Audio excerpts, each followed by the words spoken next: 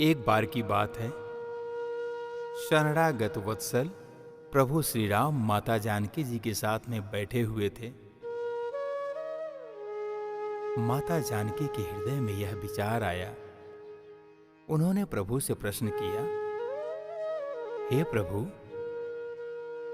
दुनिया में बहुत बड़े बड़े भक्त हैं आपके, लेकिन हनुमान जी में ऐसी क्या खास बात है जो कि आपको बहुत ही प्रिय हैं? सभी भक्तों में आप उन्हें ज्यादा प्रेम करते हैं, स्नेह देते हैं। माता जानकी के प्रश्न को सुनकर शरणागत वत्सल प्रभु श्री राम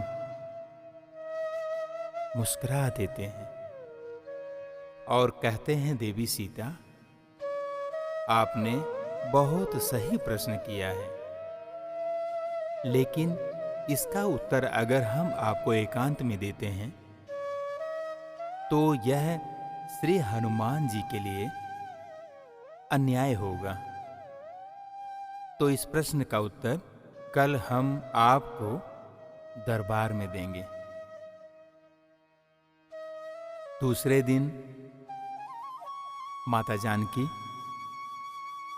प्रभु श्री राम के सानिध्य में बैठी हुई हैं।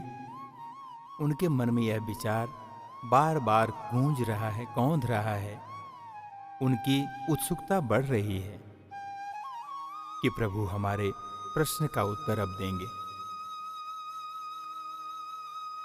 माता सीता के मन की भावना प्रभु श्री राम समझ गए। उन्होंने कहा, देवी सीता, कल आपने जो प्रश्न किया था उसका उत्तर हम आपको दे रहे हैं। तीनों लोकों में जो भी हमारे भक्त हैं, पूरी श्रद्धा, पूरी तन्मयता के साथ हमें पूजते हैं। उनका अनुराग हमारे प्रति है, लेकिन उनकी पूजा, उनकी आराधना किसी उद्देश्य को लेकर के होता है। भूखा चाहता है कि उसे सुचारू रूप से भोजन प्राप्त हो। निर्धन व्यक्ति चाहता है कि संसार के सुख को भोगने के लिए उसे पर्याप्त धन प्राप्त हो। यहां तक कि ऋषि महात्मा भी ये चाहते हैं कि उन्हें मोक्ष प्राप्त हो, आने जाने के फेरे से बच जाएं। तो सभी जो हैं, हमारी पूजा, हमारी आराधना, हमारी भक्ति एक उद्देश्य लेकर के करते हैं। उसका एक निमित्त होता है कि प्रभु मेरी मनोकामना को पूर्ण करें, कि हे देवी सीता, सभी मेरी भक्ति सकाम करते हैं, पर हनुमान जी निष्काम भाव से मेरी भक्ति करते हैं। इसलिए हनुमान जी हमें सबसे ज्यादा प्रिय हैं। वो तो सिर्फ राम नाम जपने में ही परम सुख की अनुभूति करते हैं। हनुमान जी की रोम रोम से राम राम का ही ध्वनि निकलता है।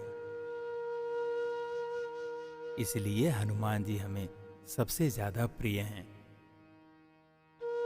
वो हमसे कभी कुछ भी मांगते नहीं हैं, यहां तक कि देने पर भी नहीं लेते हैं। बस उनके हृदय में राम नाम का ही जाप चलता रहता है।